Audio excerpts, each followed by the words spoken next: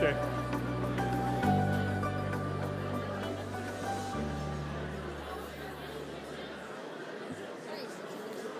Good afternoon, everyone. If you could please take your seat. So great to see everyone and reacquaint many people together we haven't seen for some time. So understand how you'd like to keep on continuing to talk, but if we could get going so we can kick off our program, we have a lot of things going on today.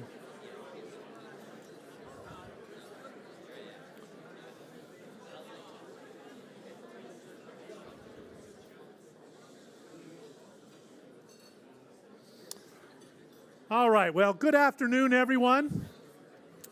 Please begin eating your lunch. If you haven't done so already, enjoy your lunch. My name is Terry Grant, and I'm the president and CEO of Altabank. We're the largest community bank here in our great state of Utah. I'm also a proud member of the U.S. Global Leadership Coalition's Utah State Advisory Committee. It's great to have each and every one of you here with us today, and welcome to Salt Lake City.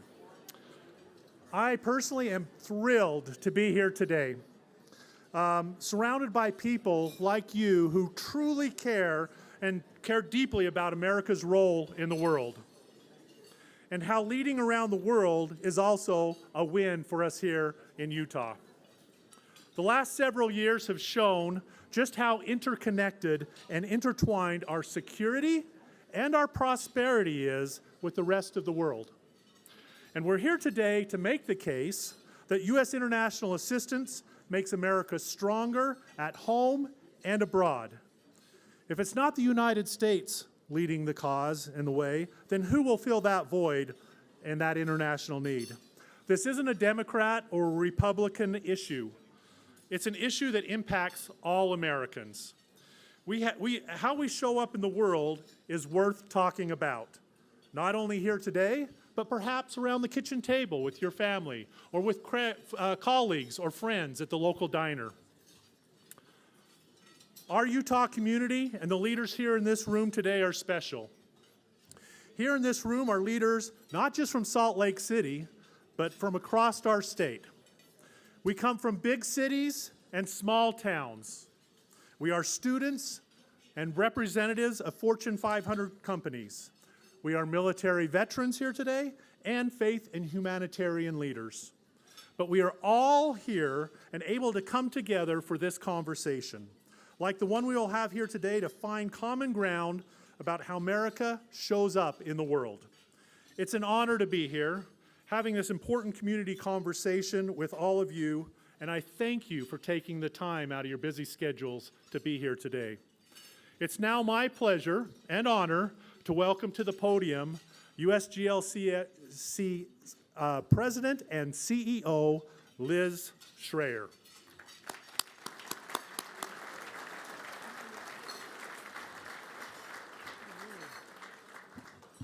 Terry, you're way taller than me. Hi, everyone. Good afternoon. Well, thank you, Terry. I am so thrilled to be back in Utah, in Salt Lake City. It's wonderful to see you. You know, the first time that USGLC ever hosted something here in this great state was with Senator Orrin Hatch. And I remember that event, and he walked in and he said, wow, look at all these people who want to talk about America's engagement in the world. Since then, we have hosted events with Senator Lee and every member of your delegation. And I want to just welcome all of you to this conversation, not only here in this room filled with so many wonderful citizens, but I also want to wave to everyone online. We have participants from all over the state. I want to thank our advisory committee, those with the red tag, who are the citizens that years ago helped connect us to all the different folks that Terry just talked about.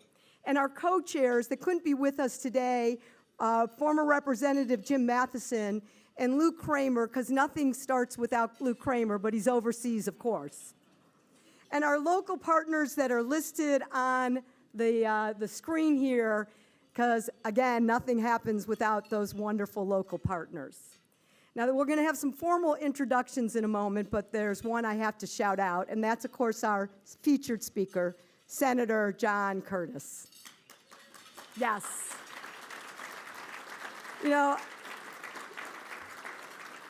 Senator, I have to tell your constituents that although I travel all over the country all the time, I live in Washington, and I got to tell you how incredibly well respected your senator is, and voted again and again as one of the most accountable policymakers for his constituents, a trusted voice on America's role in the world. And Senator, on behalf of all of us, I want to thank you for continuing to be a voice to make the world better and America stronger. So thank you. I'm so looking forward to our conversation.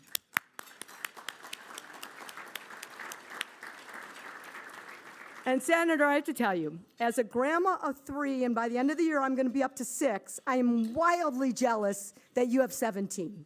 18 now. I don't know how you do it. I'm exhausted thinking about it.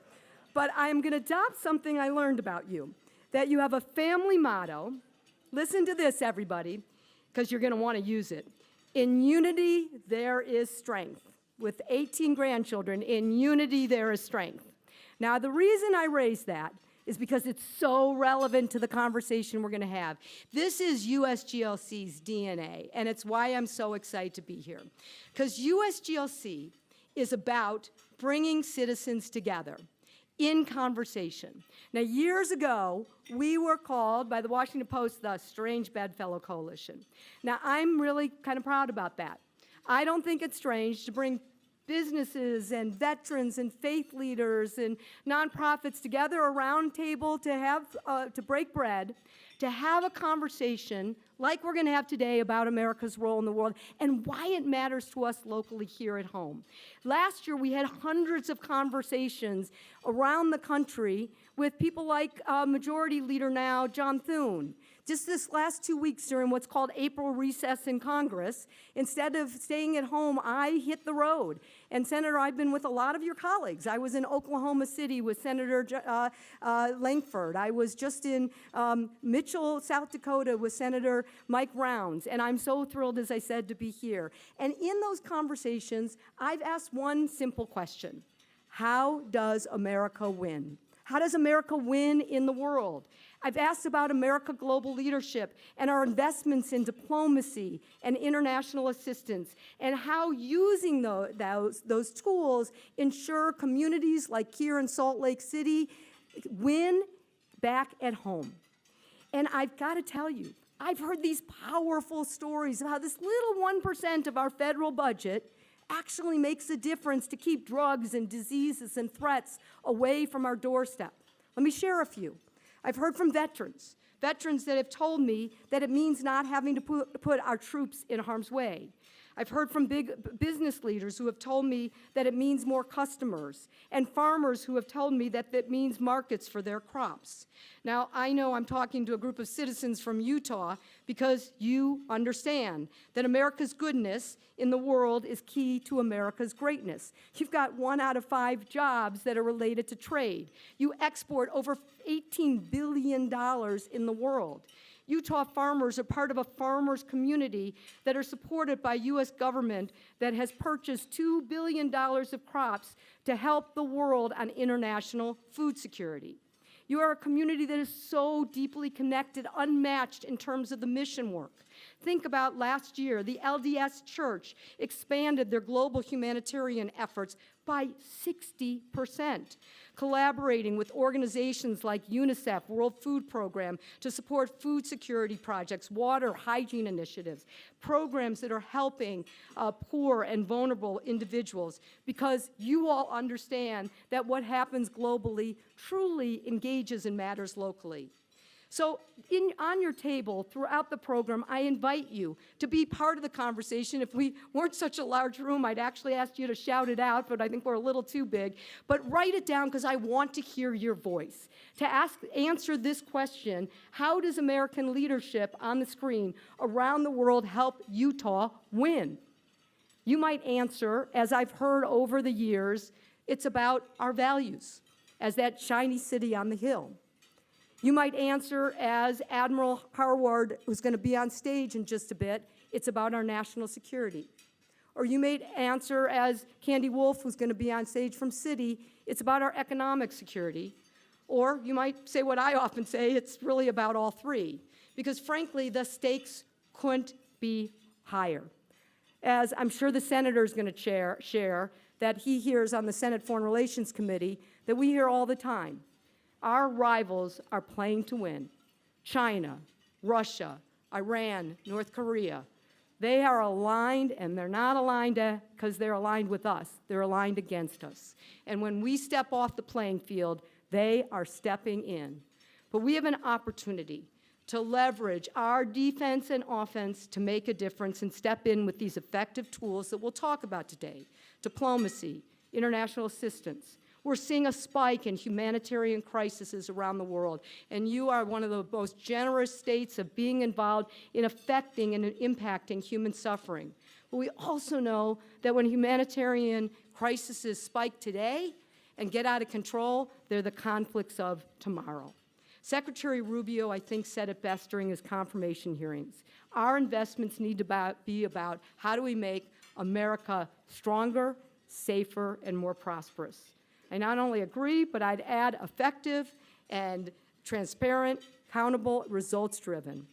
So we've got a lot to talk about today, and I'm super excited about it, to talk about our national security, our economic security, and how they affect kitchen table issues every day. So to introduce our guest speakers and our panelists, I'm thrilled to invite two of USGLC's State Advisory Committee members up to the stage, Jonathan Friedman, who is the president and CEO of the World Trade Center Utah, and also the honorary consul of Ukraine in Utah, and Felicia Maxfield Barrett, who is the president and CEO of Utah Global Diplomacy. Please welcome Jonathan and Felicia. Thank you.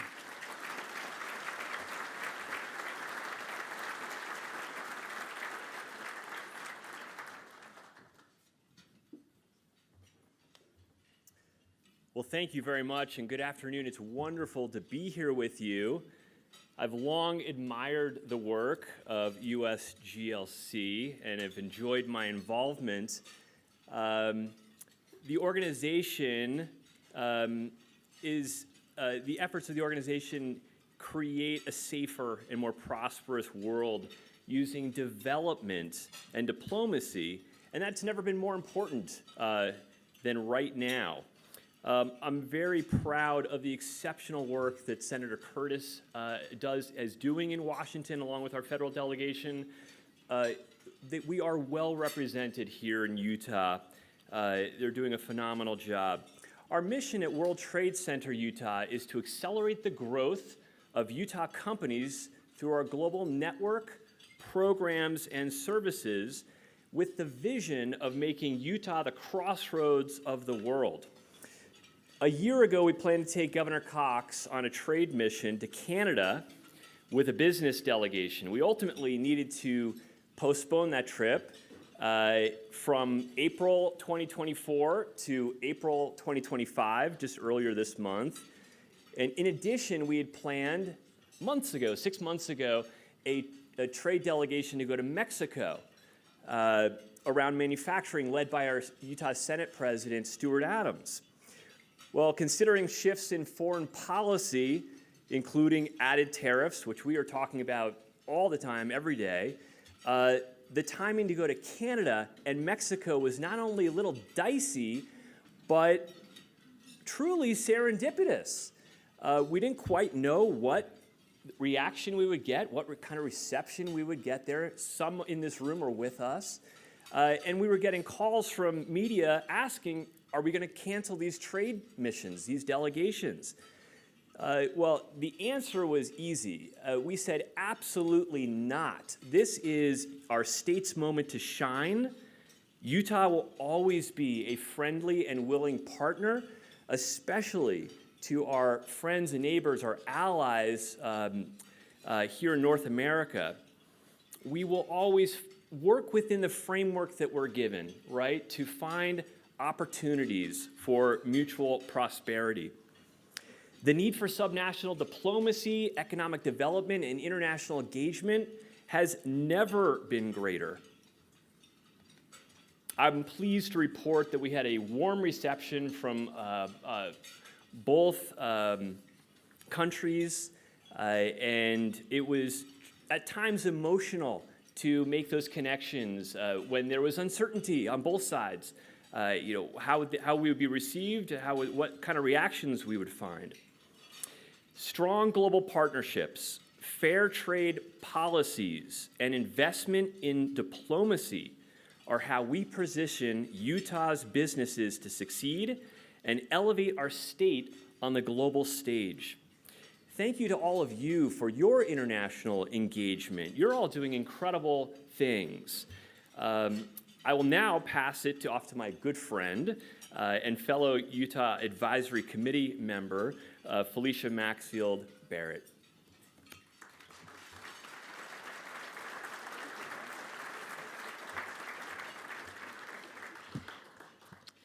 Good afternoon, everybody. Thank you, Jonathan. And thank you, Liz and Luke and the rest of the USGLC team for curating this incredibly important conversation.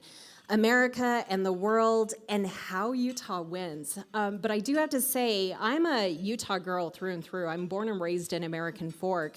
And I remember a time when people would say, Utah's not global at all. And I have to say, looking across a room where there's hundreds of people who are here excited to talk about international relations and foreign trade and diplomacy is already a huge Utah win. Now, I know that Utah is an innovative economic and cultural leader of the world. And it's for this reason that the U.S. State Department often selects my organization, Utah Global Diplomacy, to send foreign dignitaries here. And while they're here, through programs like the International Visitor Leadership Program, they're meeting with many of you to examine what are we doing to lead the rest of the world. They're looking at our government accountability and transparency and our rule of law. They're looking at our business community, our entrepreneurship. They're looking at our energy sector, and they're looking at our cybersecurity. And they're also looking at the thousands of nonprofits that are here that are addressing some of Utah and the world's most pressing issues. In a year, we welcome 450 foreign dignitaries that represent 120 different countries. They're business owners, government officials, community change makers. And while they're here, they spend 3,000 collective nights in Utah and engage in 10,000 people-to-people connections. So that is a lot of global diplomacy that is taking place through our programs. And I know that the budget and cutting of USAID and State Department funding is often reported in the news, but I'll tell you that the very modest $150,000 that my organization receives through the State Department turns into $2 million for Utah's economy. And that's just a 1 to 13 return on investment ratio. So any of your business people know that that's just not good, that's extraordinary. But the true impact lies in the global impact when these individuals go back to their countries. So it's like our friend Vladislav from Kazakhstan, who after meeting with World Trade Center Utah, went back and became the national recycling company for his country. Or Akina from Zimbabwe, who took a fundraising class and learned how to raise $40,000 a year for her girls' education program and was able to move off of USAID. Or Irina, who fled the Ukrainian war and moved back to the United States, opening an AI company after meeting with Zions Bank and with Utah Microloan Fund because she felt like she had the confidence as a woman to start that kind of a business.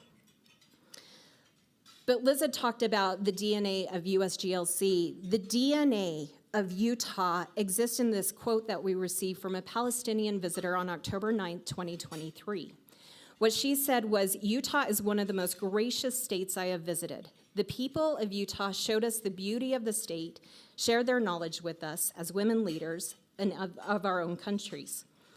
Most importantly, they showed us how to treat others with warmth and love, and I hope to visit again soon. If that isn't the Utah way, I certainly don't know what is. It's not only an international win, but it's a Utah win. And extraordinary things happen when you have somebody from Utah meet with somebody from around the world, and they just shake hands and sit down and explore, how do we work together? That is national security, that's economic development, and that is peace building. But none of this will happen if we walk away from our obligation of being global leaders. Diplomacy, right. Thank you.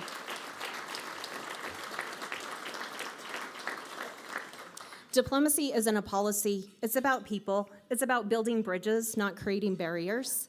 So let's ensure that we as a nation continue to win by being global leaders. And I'm not talking about just around the world, I'm talking about right here in our own community. Through immigration programs, through refugee resettlement, that is what makes America safer, stronger, and more prosperous. All right. So now, I would like to introduce today's guest speakers. After the remarks from the senator, Liz will come back on stage to moderate a panel discussion with Vice Admiral Robert Harwood and Candy Wolf. Vice Admiral Robert Harwood, a decorated veteran with nearly 40 years of experience in U.S. Navy, under the leadership of General James Mattis, served as the Deputy Commander of both U.S. Joint Force Commands and U.S. General Commands. Following his retirement from active duty as a Navy SEAL, he became the Chief Executive for Lockheed Martin Middle East and currently serves on the Shields AI Executive Vice President for International Business and Strategy. Joining him on the stage is Candy Wolf, the Executive Vice President of Global Government Affairs at Citi, where she brings decades of experience in governmental affairs and public policy across the public and private sector. During the George W. Bush administration, she was appointed as Assistant to the President for Legislative Affairs, the first woman to hold this position. And prior to serving for the President, Ms. Wolf served as the Head of Legislative Affairs for Vice President Dick Cheney. It is now with great honor that I introduce today's featured speaker, Senator John Curtis, who proudly represents Utah in the Senate. He serves on the Commerce, Environment, and Foreign Relations Committee, among others, and he previously represented Utah's 3rd District in the House of Representatives and the mayor of Provo. So it's with great pleasure that I welcome Senator Curtis to the stage. Thank you.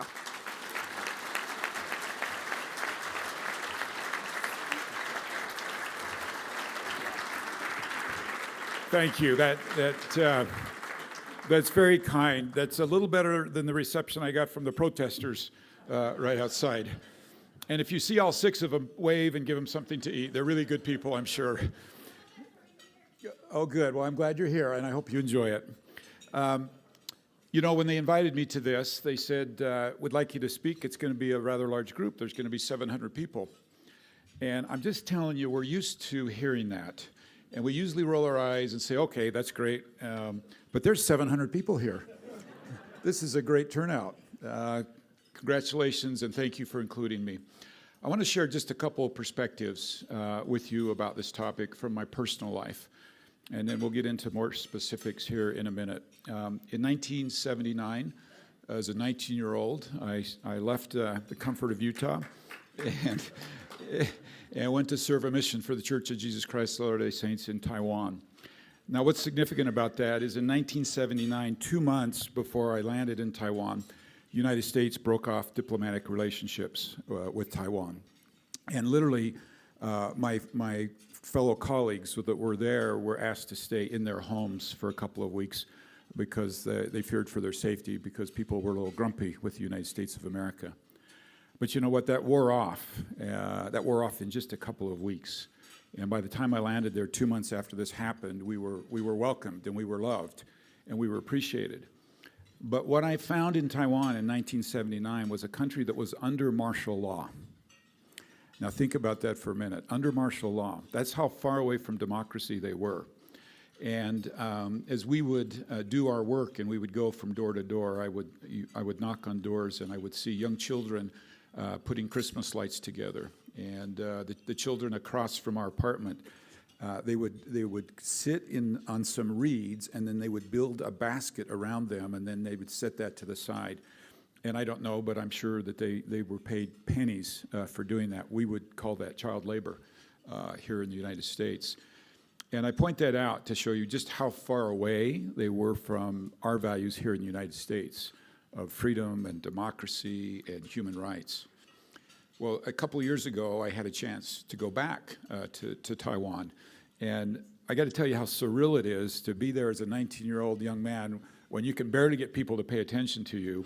And then to go back, at the time I was a U.S. congressman, and I'd passed some substantial legislation protecting Taiwan from China, so much so that there's actually a warrant for my arrest in China. And you can imagine my reception was a little bit different than a 19-year-old missionary back in Taiwan. But what I saw was an incredible democracy. Children were going to school, not building baskets in front of their homes. Businesses were flourishing. Capitalism was flourishing. It was a prosperous. Now, I don't mean there aren't problems over there, and that doesn't mean that they still don't have some poverty, but it was radically different than 1979. The city that I used to be able to ride my bike across in a few minutes now had modern museums and education, and it was just fascinating to see a country that during that period of time between 1979 and today had moved radically towards shared values that we have here in the United States. And I think that is a huge success for us, and we should be very proud of that. Now, let me hold that story for a minute and tell you about experience I had at that same time in my life. I went with Brigham Young University over to the Jerusalem. It's not the Jerusalem Center. They didn't have the center at the time. I lived on a kibbutz with BYU. And I was there in 1979 as well. And some of you history buffs will remember what happened in Israel in 1979. And that is Jimmy Carter signed the peace accord with Anwar Sadat and Menachem Begin. And if you come see me in my office in Washington, I have the newspaper from the very next day on my wall. I don't know why, as a 19-year-old, I knew enough to buy a newspaper. But it has a picture of the three of them shaking hands. Everybody said that would never happen. Jimmy Carter knew it could happen. And he made it his legacy to fly to the Middle East, to fly wherever it took, to bring those two countries together for peace.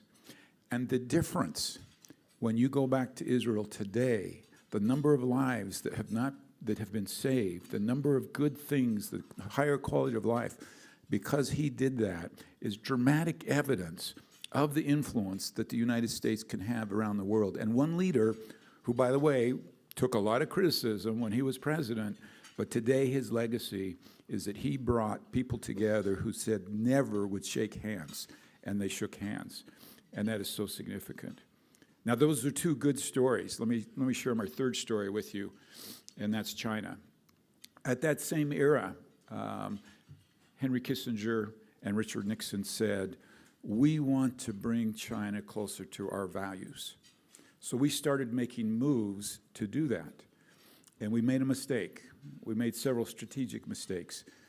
Today, although Taiwan is closer to our values than they were in 1979, China, I would argue, is literally further away from U.S. values of democracy, of human rights, of the things that we all think are so important. And one of the mistakes we made is we wanted it so bad that we looked away when they stole our intellectual property. We ignored their human rights violations, and we still do it today. And as a result, when there's no accountability, they're further away from the values that we value so much here in the United States. So I'm looking forward to this program and understanding how we navigate this very difficult world of bringing people closer to the values that are so important to us, not making mistakes. And so that our children and our grandchildren, those 18 grandchildren that I have, by the way, isn't it great when I get credit for having 18 grandchildren? It's kind of like being a senator where I get credit for everything else, right? But we want this world to be full of freedom, of human rights. We don't have to worry about human rights violations and some of the things that we've seen. So thank you for convening us today, and I look forward to the panel, and it's great to be with all of you.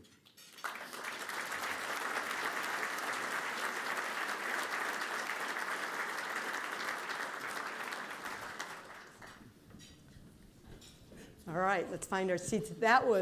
Those three stories are really powerful. I think I have the same picture of the three in the Middle East. It's a big deal. Yeah. It was a big deal. It was a big deal. Thank you. Welcome, Candy. Wow, you're far away. I know.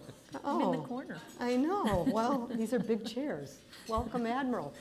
Senator, that was great.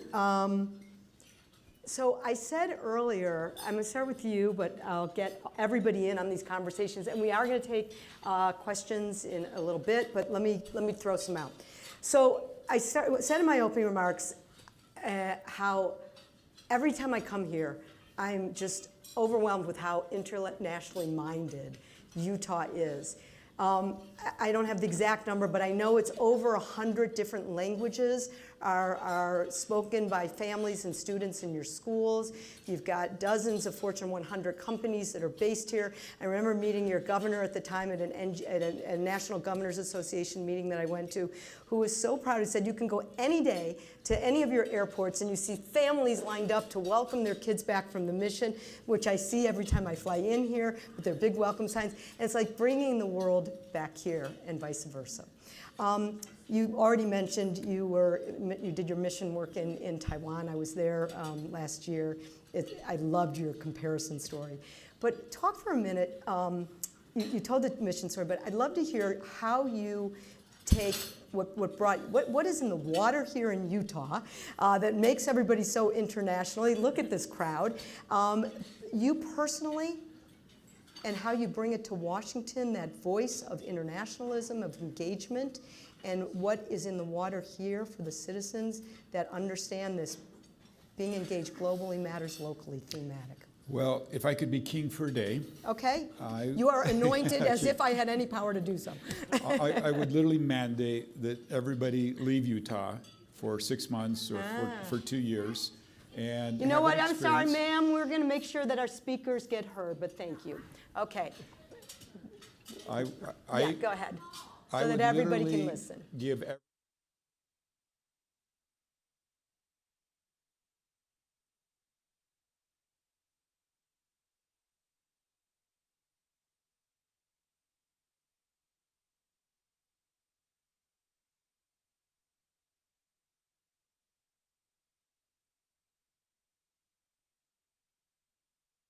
for any length of time another country without really appreciating what we have here and wanting some degree of sharing what we have here. I love that. So we just try and experiment. Like, raise your hand if you speak a second language. All right, so for I don't know if everybody online can hear, but I would say that's 3/4 of It's our a room. pretty high percentage. And if we were just to go around, you would find Russian and Mandarin and Spanish. And You speak fluent Mandarin. Well, fluent's, it's been a long time. Okay. I won't test you because I wouldn't know if you're right I'm just or wrong. worried somebody here could test me. But I can navigate. I can get around. That's impressive. That was wild. I bet, I'm not sure if that's true in all the states I traveled in. think you'd find, throughout the last 2 weeks. Yeah. That's fabulous. All right, let's switch. I want to get to, we're going to do a couple rounds. I want to start with national security, and then we'll get into economic security. And on national security, I thought we could start with getting a lens into what I'm going to call the global landscape and what's at stake. You gave 3 stories. Admiral Harward, I want to start with you. 38 years in the Navy. You were a Navy SEAL. You've seen a lot of the tours of the world, though I think you could be matched by this crowd. You are an expert in Iran. You spent a lot of time in the Middle East. You know and understand, I think, a pretty good idea of the threats in the world. Give us your unique view from your firsthand experience of how you would view, I started talking about some of the threats that are being talked about a lot in Washington. I think you would agree from the Senate Foreign Relations Committee. What are the stakes from a national security point of view as we think about how Utah and the rest of the country has to look at the world and what we're up against? Welcome. Thanks, Liz. And Les, just thanks for letting me be here today. I've never met you, Senator, but I feel we're brothers. Thank you. Thank you for your We service. have to trade stories because when you were in Taiwan in '79, I was in Tehran in '79. You lived there for quite a bit I of your grew life. up in You Iran. You grew up in Iran. Grew up, my father was a naval officer sent to Iran in 1968 to advise the Iranian Navy. Oh my. And my father was a global kid from Brooklyn, went to Merchant Marine Academy, and unfortunately, or fortunately, graduated in the summer of '43, went right to the war in the Pacific, and then served his military time by his last tour in Iran. But just like the senator, my father, somewhat very similar, and why I'm so happy to be here and why I'm so akin to Utah and the culture. My father's get out of the house, go places. So I used to hitchhike in Afghanistan, Pakistan, all through the 60s and 70s. In fact, How many have done that? Not one hand raised. Okay. I was a Not one. 15-year-old kid and got dysentery in Kandahar in 1972. So I was there for a month or two. And people don't realize in 1972, the name of Kandahar in Persian was Kuchi Amerika, Little America, because of the USAID programs, the engagement we had there. Everywhere you went as an American in the Middle East in the early 70s, you were embraced, you were respected. Every family, have a goat, have dinner, marry my daughter, because of who we were, our values, and our culture. And in 1979, when you were in Tehran was in martial law. And of course, we lost it to radical, violent, oppressive Islam, and that trend has extended. So as I look at national security and the threats now, I would almost categorize them in three categories. We have the peer competitors who are bonding together now with rogue states, be it China, be it Iran, be it North Korea and Iran. And I categorize Iran as the forefront of radical, violent, extremist, oppressive Islam and representing as a legitimate form of government to control the region. And I think that's a very concerning threat because of how the region has evolved, and there's footholds throughout Europe. We have to protect Americans here because of the threat from them. That's unacceptable. So we have to realize that threat, and this leadership, this global leadership that ties to that, to build these partnerships to defeat and counter all that, is more critical now than ever before. And as you said, sir, and the congressman said early, we need this win-win situation with our partners. We're competing for partners around the world. We need to be engaged. We've got to be partnered together to counter that. And so that's why these efforts are so important. And so you understand that more than that. One last note. Yep. Utah's greatest strength, I did not hear today from the congressman or the senator, is your skiing.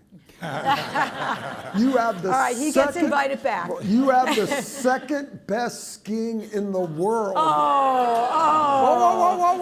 All right, wait, I'm going to cut this off because it's going downhill. Just one last one. But fortunately, no one can go to the best skiing in the world, and that's Iran. So you've got it locked up. Leverage it for all you can. Do you want to comment about the skiing? I do want a rebuttal So, here. First of all, thank you for your service. That is so impressive. Are you rebutting the skiing? I do. I want everybody to think that there are a lot better places to ski than Utah. It is far too crowded. So get the word out, right? I'm glad we're getting the important This is our stuff. little secret that this is the best in the world. Candy, I want to get you in on the kind of the global trends. You're working as a senior executive on running the global affairs at Citi, but I actually met you when you were at government. When we were young. When we were young, you were younger than me, but you had one of the most senior positions. The first woman, when you were introduced, running the congressional portfolio in President Bush's White House, dealing with a lot of issues. There was a war in Iraq, there was a war in Afghanistan. A lot of funding. There was major trade issues. So you've got a portfolio that understands domestic, understands international, understands energy policy. So you've got a perspective. Help us put the economic security side to Admiral's national security. Where are we? And then I want you to pick up, Senator, on this. I think, we'll talk about this a little further, but you have to recognize that economic security is national security these days, and they're very intertwined. And our policy, whether it's foreign policy or our economic policies, really look through both lenses. But we're in a period of transition, right? The global economy is shifting. Globalization, as has been talked about for decades, it's undergoing a dynamic and a transition period. But we're in a period where we really don't know what the outcome is going to look like. There's a reordering, but it's not entirely clear how it's going to be reordered. And the drivers of that dynamic shifting is security issues that we're already talking about, whether it's conflict in the Middle East or in Europe or in Africa. It's the geopolitical tensions and competition with China. But it's also technological, and how AI and technology is really changing the economy. It changes how businesses are going to do business and operate. It's going to change how we fight wars and how we engage, because it's more cyber and space focused. And then it's, of course, economic, where the shifting, and we'll talk further, but the supply chains, right, have already been shifting. And it was driven in large part by COVID, where there was a recognition that you have to have supply chains that are more resilient, not just efficient and cost effective. You have to focus on resilience. And now we're seeing a continued shift with President Trump's policies to really drive manufacturing and investment back into the U.S. Sure. And to bring it back home. But it's also going to shift how the world thinks about investing and navigating that. And so, we're in a period where it's dynamic, it's changing, but it's also not clear what the outcome's going to be. So, Senator, I want to pick up on with that landscape. You probably have your own view of the landscape, some similar, some probably different. But I want to shift a little bit to what do we do about it? And what do we do about it, bringing it back to you can't go to some countries because you get arrested. Hong Kong and China, I think, are two of them. That's probably a badge of honor, perhaps. But one of the things, when we hosted you last time, you talked about some of the tools in the toolkit. These aren't the only ones, but some of them. The ones that USGLC focuses on are our diplomacy toolkits, our international assistance programs. And you talked about a very thoughtful comment that your views are, we're committed to supporting the vital U.S. government programs that protect our nation's interests abroad, that prevent conflicts, wipe out diseases before they reach our borders. I mentioned earlier, bird flu is floating around that's affecting our egg prices, but we're seeing spikes in everything from Mpox and Ebola and issues that could affect us here. I'm interested in what you're seeing is what we should be doing now to address some of these conflicts that we're starting to see, the global playing field that Candy and the Admiral are talking about. Yeah, I love the question, and I think it's a little bit unspoken, but it's out there. This is an era of great unrest for people that do what all of you do, and we'll just say that. But every business person will tell you, in an era like this, there's opportunity. Yeah. And what is the opportunity here? And let me just tell you one of many opportunities. We do need to recalibrate what we're doing. We don't have a dollar to waste. Yeah. We don't have a person to waste. And one of the things that you all have seen is when a program that we're spending money on is held up to light, and it might be one fraction of one tiny bit of everything that we do, and it's bad, everything gets painted like that. And this is a really good time for all of us to say, let's recalibrate and what is working. I have been to a lot of countries, and they show me the USAID program, and it's fine, and it's good, and it's helping, but it's been the same program for 10 years, and nobody has tweaked it, and nobody's asked any questions about it. And I just say this is a perfect time to ask those questions. We do need to do work around the world. There's very few of my colleagues that don't agree with that, but we've got to be precise. And so let's use this opportunity to re-hone and refocus and make sure every dollar we have goes to the most critical need that we have, so that we can go to the U.S. taxpayer and say, look what you're getting for your dollar. And I do know, by the way, that we are doing a lot of that. I don't want to suggest that we're not doing massive amounts of that, but we need to do it in every corner, and it's a really good time for us to reevaluate what we're doing. That's a great thought, great comment. Let me follow up on one of them. The conversation I'm having with a lot of your colleagues is how it relates to what China's doing.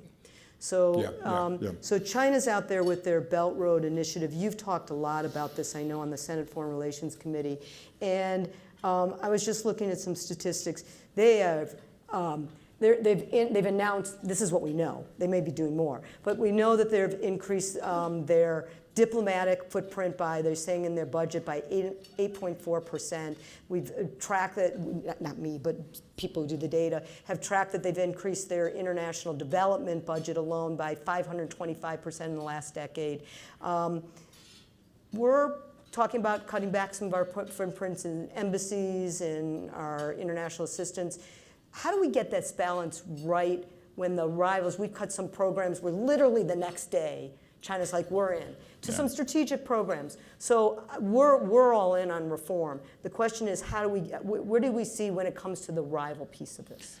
Well, I'll tell you, even before this latest, what we would call a disruption, right?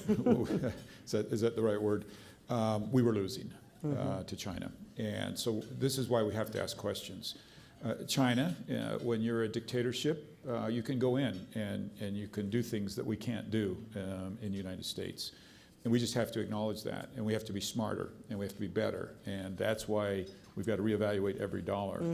And I think we can. I think we can be smarter and better, and use U.S. innovation to solve these problems and figure out how to have the influence that we want to have overseas. And I think we should just not default to what we've always done, but use U.S. innovation, U.S. creativity to say, how do we do this? How do we show the rest of the world the way to democracy? How do we show the rest of the world that when you let China come in and build your port, you become emboldened, they become emboldened, and you become a slave to them, right? And so how do we do that? And I think we need to be asking in this room, and the people that do what you do, you are the ones to be asking these questions and show us, right, the path. I think if you wait for us, it's not going to get the best answer. You have far better answers than we do. And so I'd love to hear, and I think all my colleagues would love to hear that how do we do this? How do we beat this? We have less money.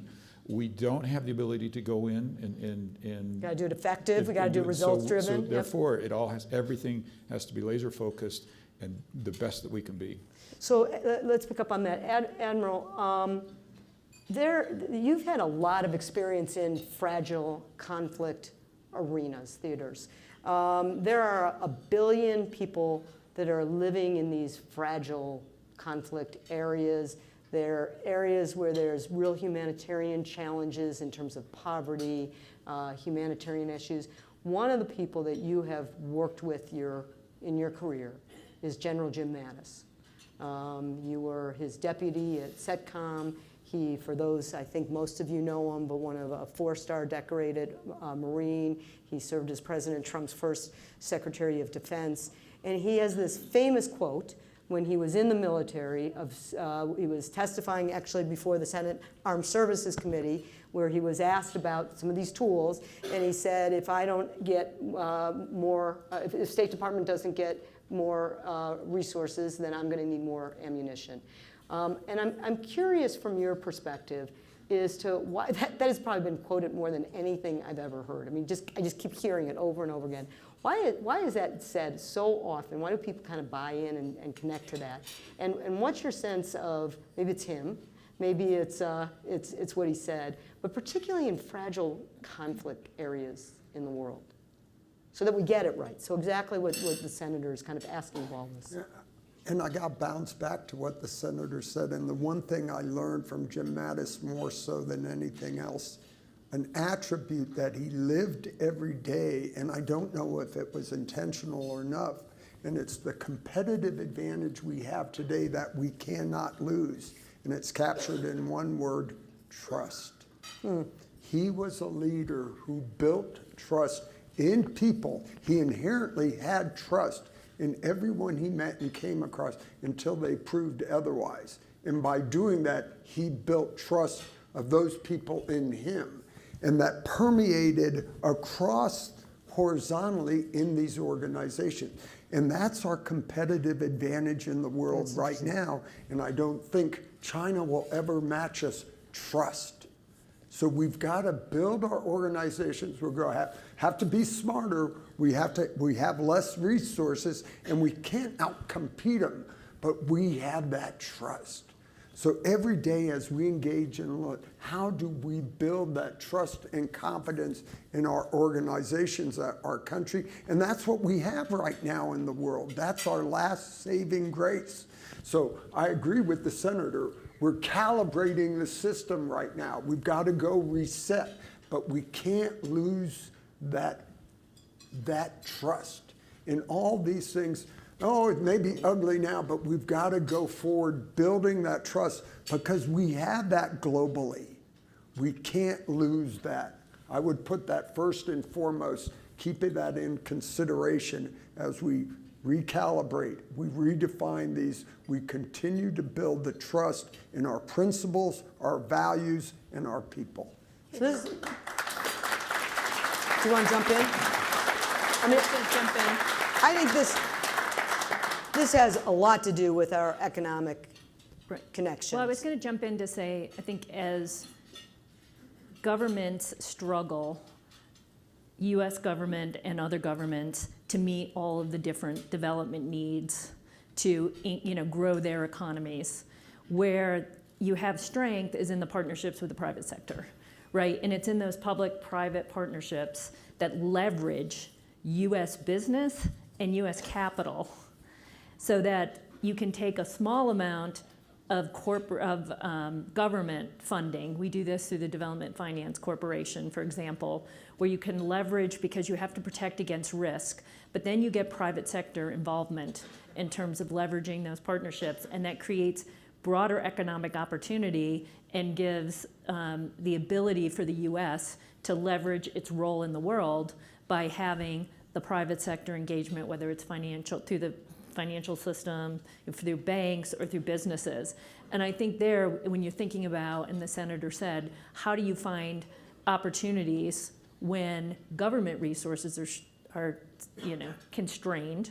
You have to find them through how you use the private sector. And that's really where we begin to engage with businesses, with Utah businesses, with extending our trade and our investment so that we can help support others and create economic environments for them so that they can, other countries can thrive, and Utah and America can thrive. I would just say, if you summarize that and trust, you got all the answers. Right? Like that's really, really powerful. Thank you. Yeah. And maybe just to add to that very carefully, because it was said so well, that is our secret sauce. Yeah. It's not just government.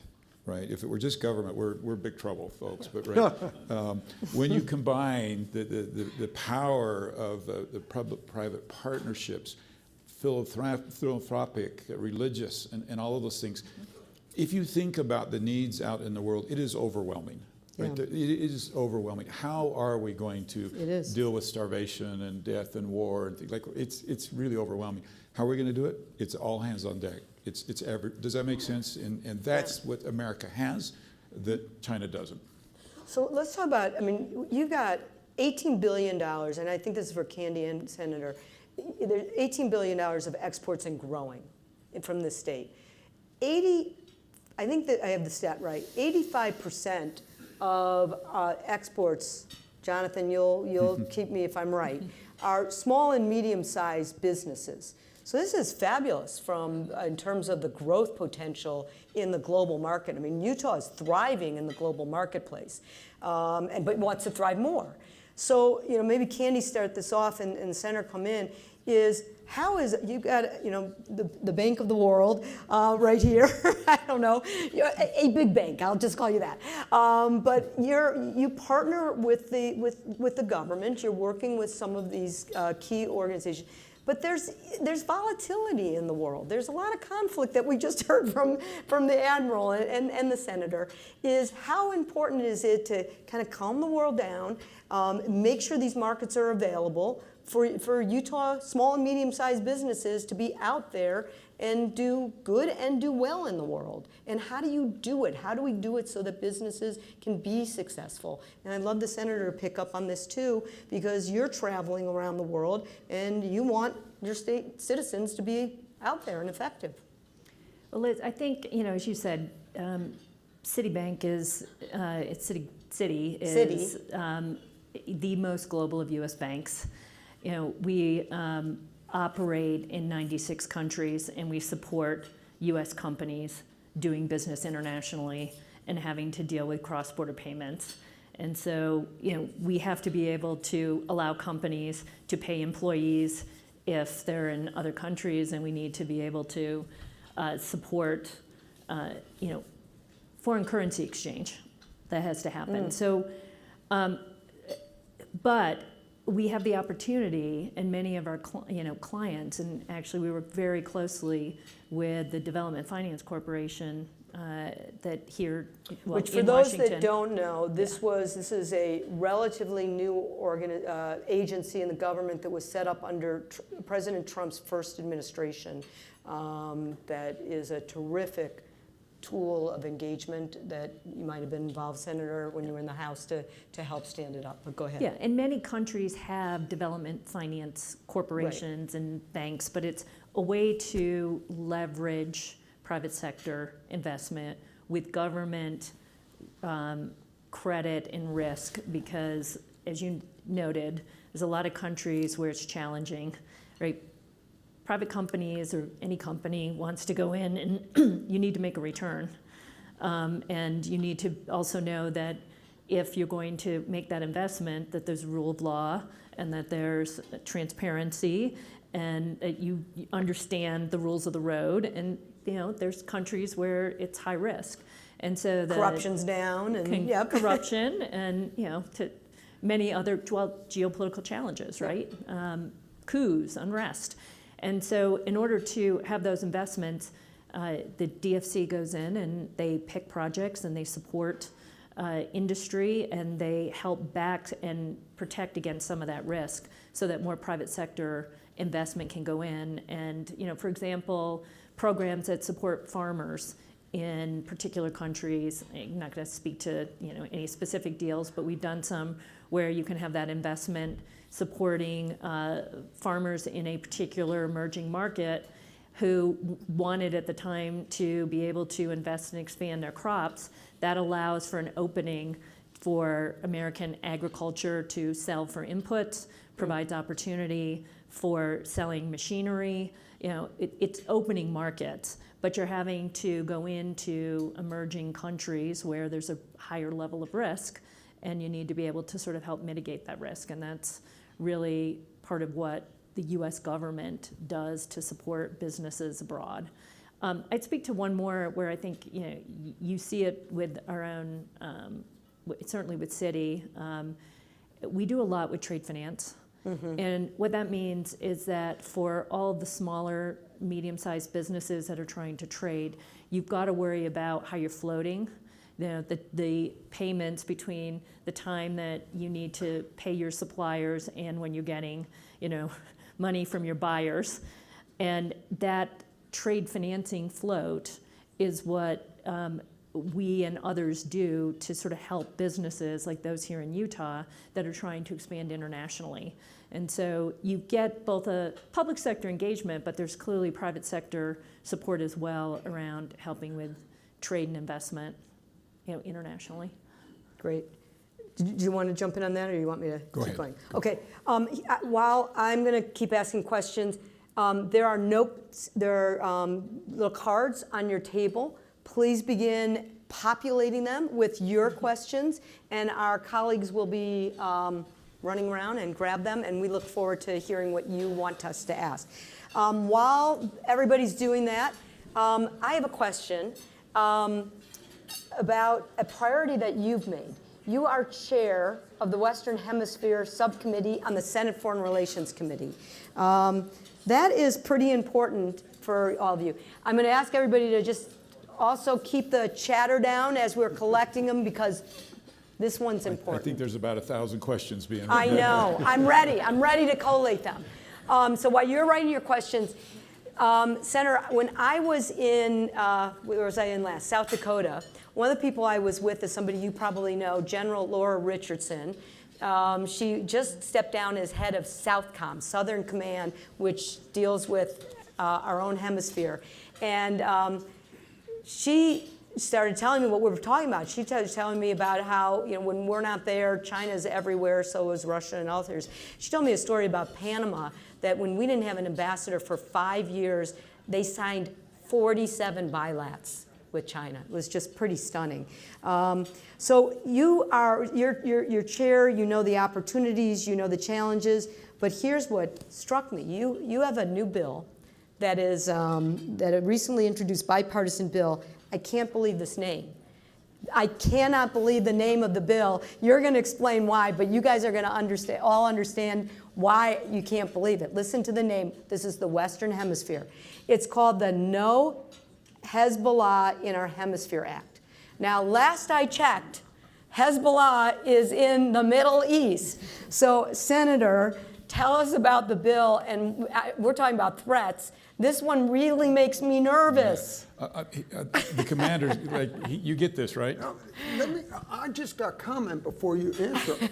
I don't think people realize how significant, if you look at the threats in the world, we have the peer competitors of China, we have Russia, but this radical, violent form of Islamic government is pervasive. Iran has dominated the region, and watch Syria carefully. If it goes the wrong way, Jordan, Oman, UAE, and Saudi are at risk when they want to go the other direction. They have footholds throughout Europe, and they're here. The fact that we have to protect they're in South America. So God bless you, sir. You know the threat. See, this is what we all have to learn. All right, Senator, explain I don't it. think I could answer it any better. It's a threat everywhere around the world, and this is what you see as you go any place in the world. There are forces trying to undermine the United States, and they are, as in our face as China and Russia, and as hidden as Hezbollah in the Western Hemisphere. And we can't be naive. And so thank you for bringing it up. So what does your bill do? Our bill tries to target though and find out who they are and take care of them. So is it just introduced? It hasn't it's just gone through? introduced, yeah. Well, good for you. Yeah. But isn't that frightening? Isn't that frightening? All right, colleagues. What does everybody want to ask? Hello. Here comes Bryn. We want to hear what you had. You're right. There are about 700 questions here. Let's see if we can pull some of them together. I hope none of them asked me to name my 18 grandkids. I was just going to say, do you know all their birthdays? I know their names. I know their names. Okay, all right. My wife knows their birthdays. That's really impressive. All right, I'm going to try to. All right, so here's one. So there's some regional ones I'm already seeing popping up. So any of you can ask. I'll start with you, Senator, because I know you've traveled there. So, and I'll add on a little flavor to some of these as I'm getting them. But there's one about Africa. I was just there, and as you know, by 2030, 1 out of every 3 people who enter, no, I think the stat is half of the young people who enter the workforce are going to be in Africa. And so just as we're talking about, our rivals playing the field, they are there. Do we have our strategy right? Candy, you might want to jump in. Admiral, you might want to jump in. But you've traveled there. Well, so how are we doing? Stat, I think you said 1 in... Well, there's multiple stats. One of them is that half of the young people entering the workforce by 2030 will be on the continent of Africa. Okay, and I don't know the exact number, but there's also a stat that tells you how high the unemployment is among the youth in Africa. Yes, yes, it and where they go. And it is staggering. It is staggering. It It's is frightening. staggering. And so what could go wrong? A very, very, very, very high unemployment rate among the youth. And you can see you have a recipe for a real problem there. And this is just a really good example, though, of how we can use some of our expertise. What does Africa need, among many things, to move into a higher quality of life? It's energy. Does the U.S. have some expertise here? Can we get the right projects in there? You might have something to And say. this is how now we make a radical difference. Does that make sense to China? And one of the problems is that we're fighting amongst ourselves about what kind of energy and whether or not they get to use their natural resources and things. Well, look, here's an opportunity for us to bring them out of extreme poverty if we can help them with energy and their energy needs. And this is something we can do, and this is something the private sector will jump in and help with, and doesn't necessarily take a lot of government dollars. Yeah, there was the program, I think in the first Trump administration, it was Power Africa, right, which was really around trying to address the energy needs, and there's different strategies with different governments, but ultimately they really got to focus. We had supported a project that helped Kenya, where the Kenyans, were spending 10 to 15% on trying to get kerosene for when you're off the grid, because a number of them are not on the grid. And we were able to recently do a project with some of the development organizations that would enable them to have energy sources that only cost 15 cents. And you've got to have energy options that can reduce costs, you can spread it out. We were able to do a securitization that just allowed them to pay as you go and pay less, but have more secure energy supply. And I think, throughout Africa, that's the reliability of the energy that's going to be demanding for them to be able to really grow the economies. I was in Kenya not too long ago, and what you see there is vast poverty because of primarily water. An interesting statistic, I came home and looked it up. Utah has less rainfall than Kenya. Really? Wow. What they don't have is infrastructure. They don't at all. No. Did you want to jump in on I this? just want to add a little Then I got a lot of context here to help questions. you think of a planet of 8 billion people. 3 locations have over half of that population. India now the largest India. in the world, which is 1.41. China, which we think now is about 1.4, but then a third is Africa, 1. So those 3 locations, that's half the people on this planet. So we have to be engaged. Number 2, if you look at We Go Forward, I'm hearing this is in all the conferences that I go to now, 2 priorities. And I think what's going to determine countries who succeed and prosper, affordability, and linked to affordability, energy. The demands for energy are only growing everywhere. So we need to be partnered to help these countries have affordable sources of energy so they can prosper and grow. And if they don't, we got real big global issues. So I think those can give you a little context of which to think of this. So back to Africa, we've got to be engaged. We've got to be involved. It's too important to this planet and our contract with humanity. Let me try to get as many of these as I can. There's a bunch of questions about global health. And some of them talk about how it's a top, some of the questions, I'm kind of combining a few of you so I can get a bunch in. But some of them talk about how this has been a top priority for the faith community. That has really, particularly one of them talks about the LDS Church, the new global effort that I mentioned in my opening, and particularly around PEPFAR, which has saved 26 million lives. There's another one that has a specific about Gavi, which has probably been the most, for those that don't know what that means, it's probably been the most effective vaccine delivery system in the world, which is particularly probably important given the spikes we're seeing in some of these infectious diseases. So the question is, what should we be doing in terms of our investments on global health in this moment that we're, what did you call it, reviewing? Recalibrating. What is your sense of how we should be looking and prioritizing global health? And again, any others can, I'll throw it to the senator and anybody else I'll can just add very in. quickly, and those two programs you brought up, I think are perfect examples of laser-focused, a dollar spent, a huge return. Saving 26 million lives, I think is what you said. And 26 million. Yeah, I don't know exactly what we've put into that program. That is a phenomenal. I think Candy was at the point person when you did that, but Had to please help go get it ahead. passed. Yeah, phenomenal. I mean, that's just, to me, like, if we could do more of that, and your point too, this is not just government, this is religious Yeah. organizations. It's Private sector, yep. Private sector. Yep. Huge success story. Senator, and I think that will be something, Admiral, you want to jump in on too. There are 3 or 4 questions here about Ukraine.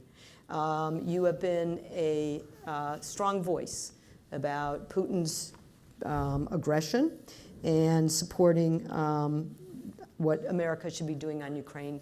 First, I will say thank you. That has been something that USGLC has been right there with you. Where do you think we are? Why do you see support for Ukraine as important? And So, Admiral, I'll have yeah, you jump in on where you think we Admiral's are. gonna be more And valuable I'm than I also am. interested in both the military, but also the economic recovery component of it Well, too. let me just talk about this kind of at a 30,000-foot level. When we do this, we have to stay focused on who our friends are. And this is why Ukraine is so easy for me. This is not hard to tell who are our friends and who are not our friends in that part of the world. Putin is not our friend. He's just...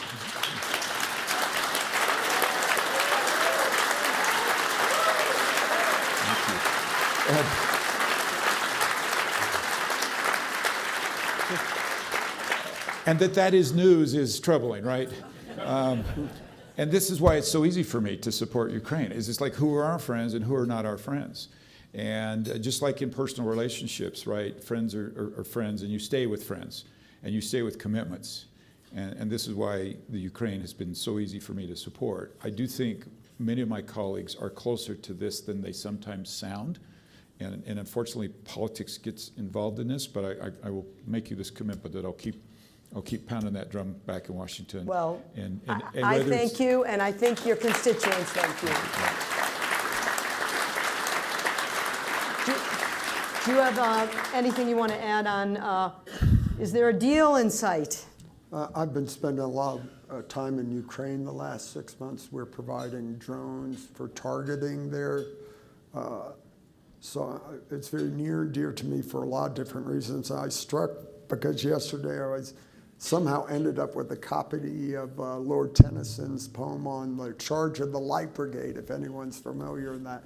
It's about the British fighting in Crimea hundreds of years ago. So peace we need, but peace needs to be a sustainable, attainable, long-lasting peace.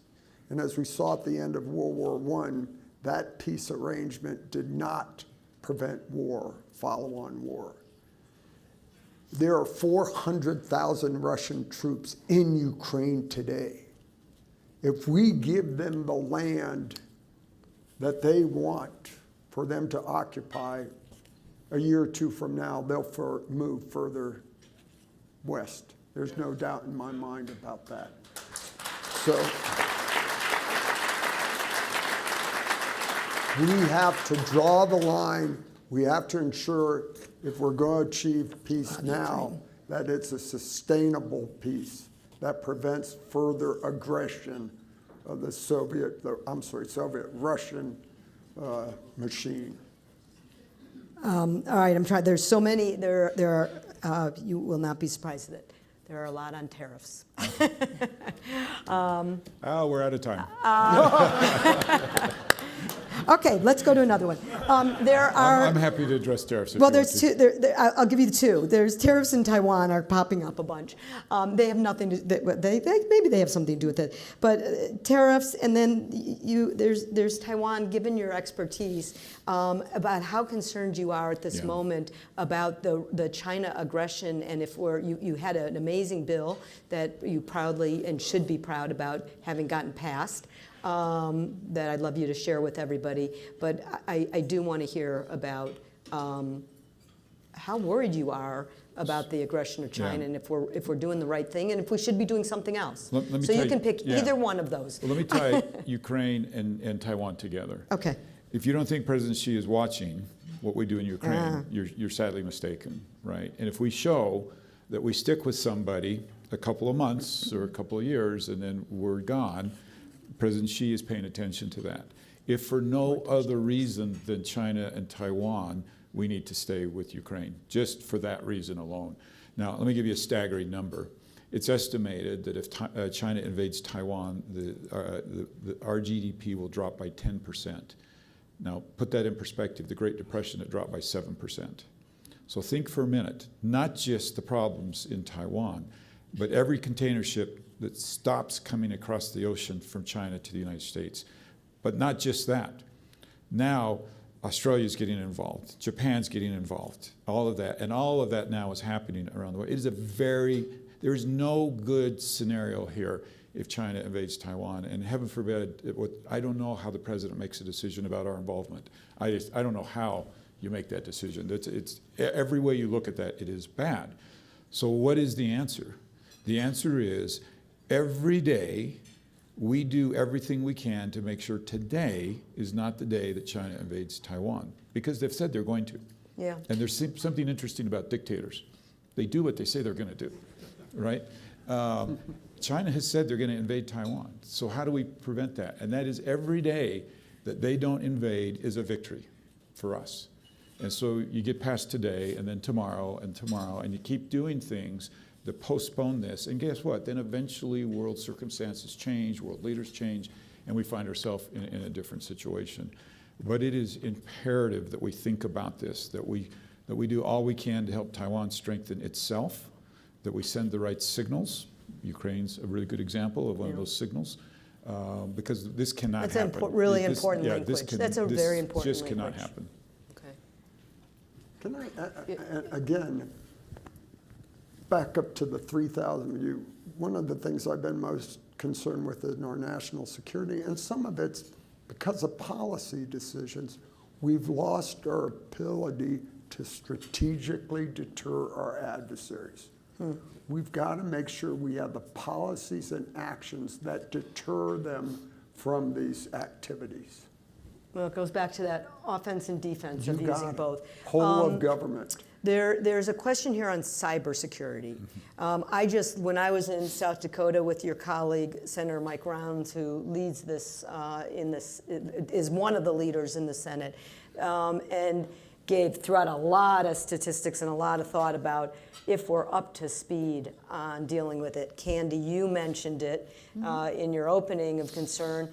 How closely is the private sector focusing on it? And Senator, and Senator, how are you doing on the government side? But this is one. Anybody in this room dealing in cybersecurity? Do we have some experts? A few of them. Okay, but that's interesting. Not as many as I thought hands up would go. Candy. Well, I think certainly from a financial perspective, right? The banks and financial institutions generally are at a potentially greater risk for cyber attacks. And if you asked my management team and our CEO, and she has been asked this, what keeps her up at night? It's cyber attacks, right? Because if you infiltrate any particular bank, there's repercussions, down the line. And so we invest a lot in really defending against cybersecurity, and we work in collaboration with the U.S. government to identify and understand what the concerns are. And I think this goes back to the importance of public-private partnerships, where you really have to be able to have levels of information sharing to understand what the threats and risks are in order to be able to address them, because there's different institutions and other corporations are all dealing with it. It's sort of, which sector, but financial has been for a long time, a concern. And I would say we probably have one of the strongest public-private partnerships that exists within the federal government around. With that? Information. How do you I'm do? going to scare you. Oh, Yesterday- see, we're not going to sleep at night. No, you're not, nor should you. I was in the Uinta Basin yesterday. We called on a school superintendent. They had been attacked. A school district? It was his second. The school district he was at before he came to the Uinta Basin was attacked. Now listen to this. They had insurance for this. How they were smart enough to have insurance, congratulations to them, right? They called their That's insurance pretty company. incredible. Within minutes, the insurance company was on it. The company wanted a ransom for $600,000, and this is what the insurance company told them. We know who these guys are. We have already negotiated 40 times with this one entity. Oh, my goodness. So if you don't think this is pervasive, and so those who understand this much better than I do, I think would tell you, you do everything you can and you get this far above the bad guys. And if you don't do that tomorrow, then they get ahead of you. Does that make sense? And so you have to every day come back, and you never get done on this thing. And the federal government is struggling with it, as everybody, right? This is a big deal, and Yeah, there is a racket out there where if you're a corporation and somebody says, okay, we're going to hold you hostage unless you send us $2 million, you're making a decision that's best for your bottom line, and in many cases, it's to send that $2 million. We have time for just a couple more questions, and I'm trying to collate the ones I'm seeing the most of. And there is one about your leadership role that you have played on the as the chair of the Conservative Climate Caucus. That one I did not expect to pop up. But you annually have a Conservative Climate Summit here in Utah. Yes, which would you like to come? I would love to, because I love this state and it's so beautiful. And I hear it is like everybody wants to come. So why is this a passion of yours? You've been doing this for over a decade, and tell us about it. Sir, is it during the ski season? No, you go to Iran for that. So listen, do I have an hour? Because You don't have an hour. Let You have me just just- couple. There's one more that keeps I'll be- popping up that I I'll be want to try to super get quick on to. this. Here's the deal. And I'm sorry if I didn't get to your Utahns question. care deeply about leaving this planet better than we found it for our children. That's beautiful. Sometimes we don't articulate that well. And the word climate causes a stress, right? And so I took it head on and leaned right into it because I know Utahns care deeply. And so we're having conversations in Utah about the climate word. And here's the reality. Some of the cleanest fuel in the world comes from the Uinta Basin. Some of the highest innovation comes from Utah, and the new technologies, look what we're doing down with geothermal. And so I'm just trying to get Utahns a little bit more comfortable with the word climate and not to be afraid of it and to lean into it. And so we started this caucus back in Washington, D.C., and I will just tell you that everybody predicted that I'd get about five I was going to say, five are you the only member? 85 House Republicans are part of the Conservative Climate Caucus. Wow. And we're proving that Utah is the best, cleanest place in the world. There's a bunch of questions about refugees. Where are we? Okay. So a couple of years ago when I was mayor, there was a talk from a prominent church leader here about refugees, and people started asking the questions, how can we help? So as mayor, I said, well, we need to lean into this and figure out how we can help. So we set a meeting, and we were going to invite experts in to come talk to our constituents about what they could do to help. And we started getting rumbles that our city center was not going to hold all the people. So we went and found what we call a steakhouse. Is what you call a steakhouse a steakhouse? No. It's a large church meeting place, Okay. interpreted, and we decided to have it there because we heard so many people were coming. I showed up a half hour early to this meeting. I literally had to park a mile away. Oh my goodness. See, And I love what this you'll state. find here in Utah is just like we want to leave the planet better than we found it, we have the same DNA for taking care of people who need our help. This is the secret sauce, yeah. In Utah. Thousands of people came that night to hear what they could do. And the frustrating thing is, there's not always a lot that they can do. And I'm just telling you, this room, you heard the reaction, the I state. see it. You feel it. We're open for business. We just need to figure out how to do it and how to do it well. right. Yeah. Senator, in the last moment that we have time together before we close up, you've traveled a lot in the world. I love your story from when you were 19 years old, and maybe that's the story you want to tell. But I'd love you to leave us with one personal story, one professional story, where you saw America at its best in the world that you would share with us. Well, that puts me on the spot a little bit. And if we're winding down, thank you to our host, and I'm sorry if I've talked too much. But I will tell you this, and I think this is important. It's easy to get discouraged. And it's easy to see our warts and our weaknesses. And that's human nature. We're really good at seeing our warts and our weaknesses. But I have traveled a lot. I've had the blessing, just came home from Turkey and Greece this last week. And there was right before COVID, in 1 year, I was at 30 countries. And so I do get this opportunity. And here's my takeaway. On our worst day, everybody still wants to be us. And we have something very, very special that we should not take for granted. It doesn't mean we can't lose it. It doesn't mean that we're not troubled. It doesn't mean that there are breaches of trust and things like that. But today, everybody still wants to be the United States of America. I love that. That's an amazing way to end, but we're not ending there because we have a little surprise for you. Oh, no. You brought my 18 grandkids. Yeah, I wish we brought your 18 kids. I would love to see But if them. it's a pair of socks, that's better than it. It is. So first is a big thank you to Candy Wolf, Admiral Harward. You are a gift to our country for everything that you go through.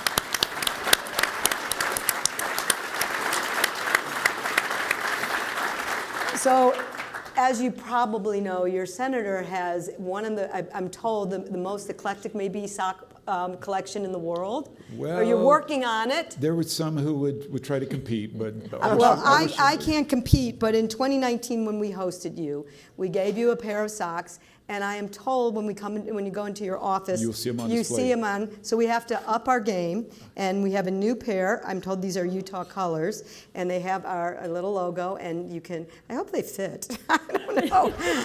I don't know. We might have to get. These are not going to fit the center, so we are going to replace these socks. No. But Some socks are meant to be worn, and some are meant to be displayed. We will display so these. team, we have to get your shoe size because it's bigger. Let me see. It's definitely bigger than my size 6. Thank But you. Senator, on behalf of the USGLC, thank you. And, Thank you. and to close out, but to close out our program, please, just an extra 1 minute, please. Luke Wentz, who really made everything about today possible, our director of the West and the military. You're wonderful. Well, thank you all so very much for the kind round of applause. Thank